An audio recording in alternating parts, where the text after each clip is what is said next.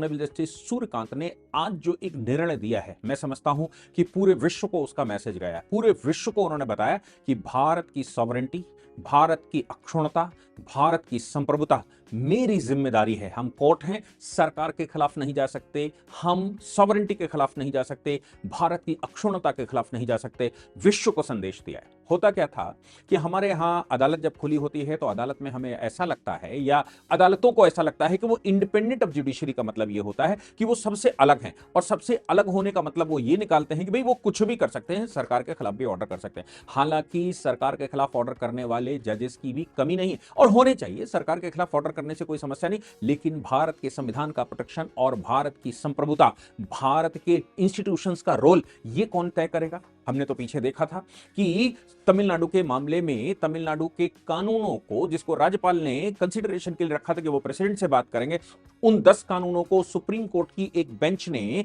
बिना constitutional bench के, यानी कि 2 जजेस की बेंच ने, और मजे की बात यह है कि उनमें से एक जज साहब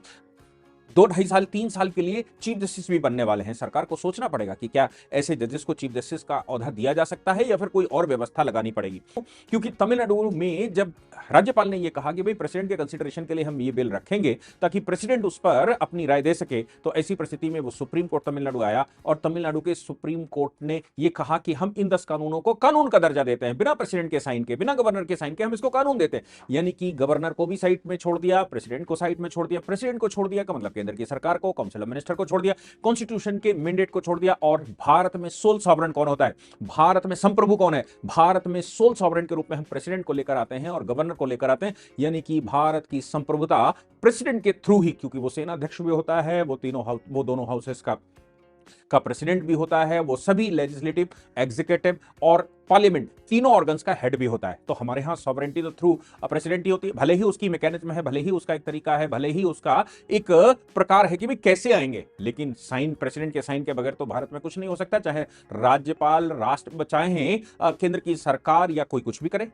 लेकिन कोर्ट को यह पावर होती है कि उसका ऑर्डर वो ऐसा कर सकता है कि वो सीधा इंप्लीमेंटेशन में आता है। लेकिन ये पावर ये सोच के दी गई होगी कि अगर एग्जीक्यूटिव कुछ गलत करे तो ऐसी परिस्थिति में कोर्ट को ये पावर होगी। लेकिन कोर्ट की इस पावर का जब मिसयूज होता है तो ये पता लगता है कि कोर्ट अपने आप को स्वयं में सॉवरेन घोषित करने की कोशिश कर रही है, वो सॉवरेन फंक्शन प्ले करने की कोशिश कर रही है, और वो अब इस रास्ते पर उतर आई है कि सरकार छोड़ो, कॉन्स्टिट्यूशन छोड़ो, कुछ भी, हम जो करेंगे वही फाइनल होगा। कोलिजियम अगर रहेगा और लोगों को यह लगेगा कि व्यक्ति अपने उत्तराधिकारी को चुन सकता है, तो वो अलग ऑर्गन दिखेगी, वो देश के बाहर ऐसा लगता है कि देश के ऊपर कहीं से इंग्लैंड की पार्लियामेंट आ गई, कि इंग्लैंड का कोर्ट आ गया हो, या कहीं हम प्रीवी काउंसिल में मुकदमा लड़ रहे हो जिस पर देश का कोई वो नहीं। लेकिन